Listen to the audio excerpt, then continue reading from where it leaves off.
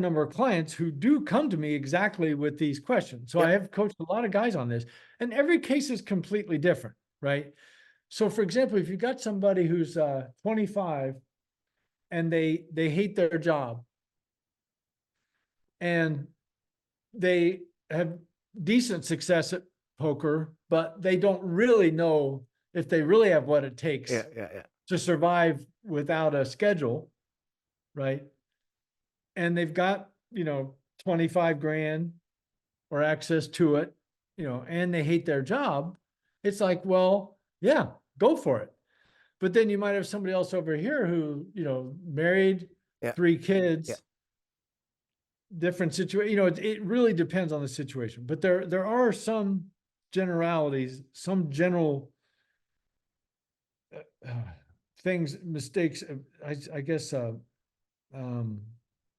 misassumptions, wrong assumptions people make about bankroll need. Okay. This is one of the, because when you look at, the standard formula is based on risk of ruin. Yep. Are you familiar with this? Yep. Okay. So let's say somebody makes 10 big blinds an hour or per 100 or whatever. You can calculate if you want a 5% risk of ruin, meaning if you run your life out 20 times, you're only going to go broke once.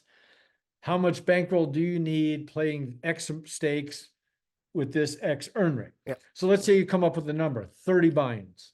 Okay. Well, that's never going to be enough to go pro with for several reasons. One is, what if you lose half your bankroll? Now you have to drop, now in order to have 30 buy-ins, you got to drop down in stakes. And what if those low stakes aren't high enough to beat the rake and pay your rent, right? If you're already playing the lowest stakes possible, okay? Other factors, if it's somebody's first time going pro, is they're going to definitely underestimate how badly they're going to play when they run bad. When they run really bad, like they've never run before, okay?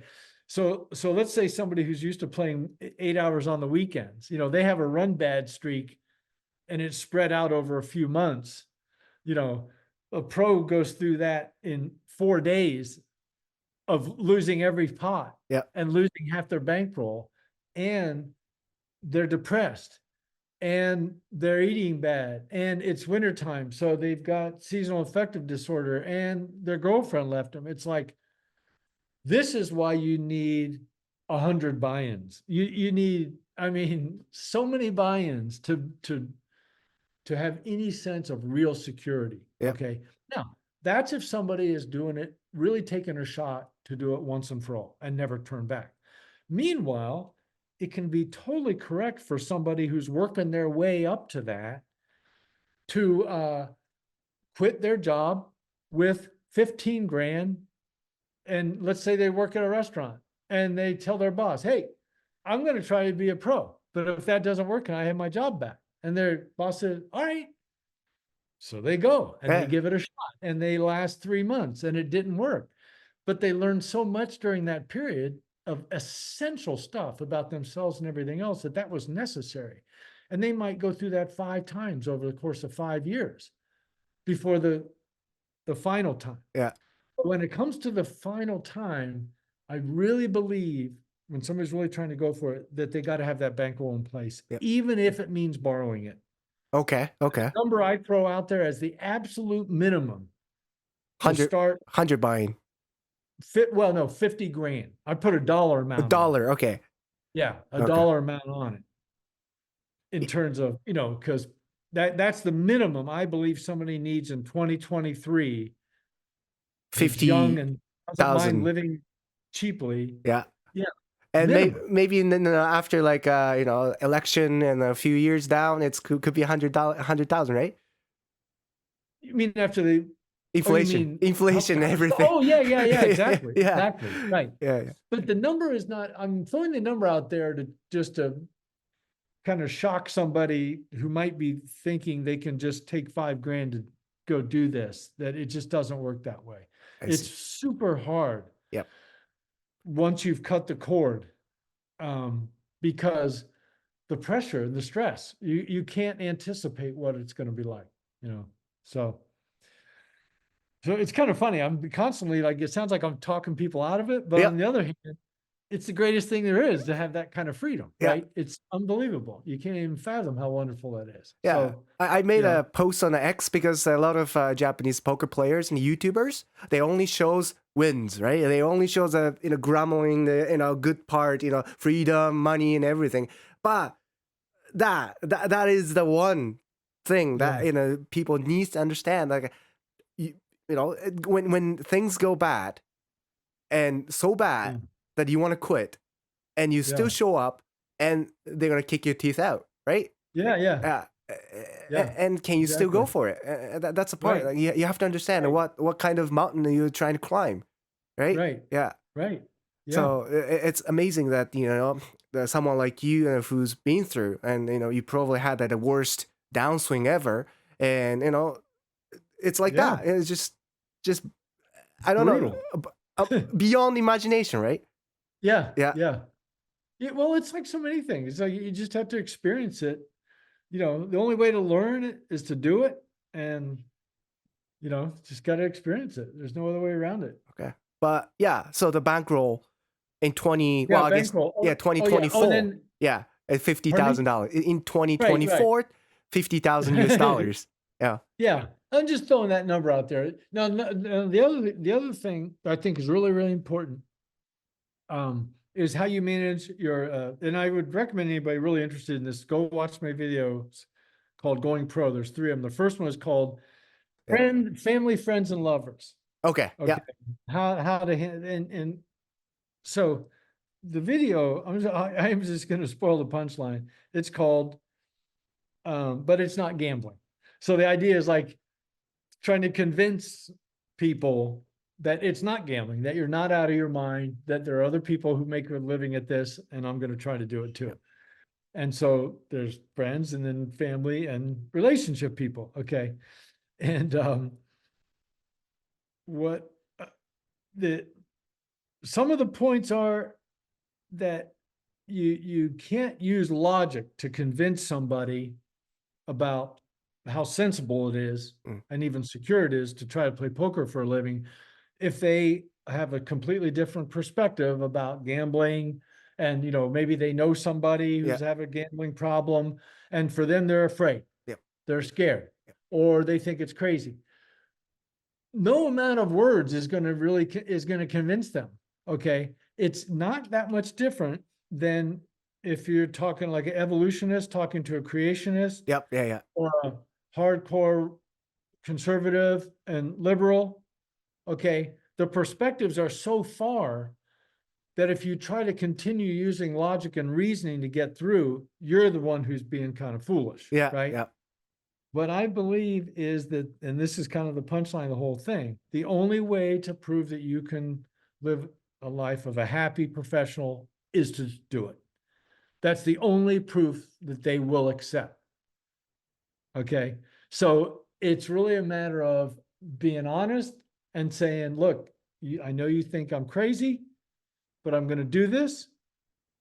And if I don't pull it off, it's going to be ugly. But if I pull it off, you're going to see that I was right all along. This is a viable life. Maybe it's a good idea to have like a plan B to tell them if this doesn't work out, have plan B. Right. Yeah. Well, having a plan B is definitely a good idea. Yeah. But that will give them some sense of security, maybe. Okay, but they'll still think you're crazy. The only way they're ever going to be on board, like to where, years later, let's say when your parents are talking to somebody and they say, yeah, my son's a professional poker player. The only way that can ever happen is if you've already done it for years. And they can see that this is real. I see. Yeah, I'll make sure to link those 3 videos because I think I've watched it. Yeah, and I remember that. Yeah, amazing, cool. The videos too. So I have one question. So let's say you're trying to go for pro, and you're not sure if you're gonna beat the game or not.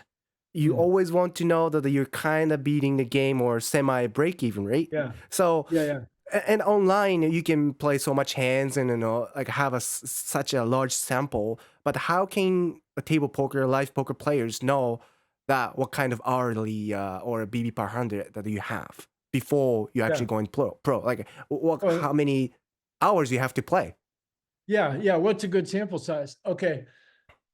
It kind of depends a little on how experienced you really are. Okay. So if somebody's actually become a really good player, the answer to your question is, if we wanted to put a number on it, if you're playing full time, 40 hours a week, that's 2,000 hours a year.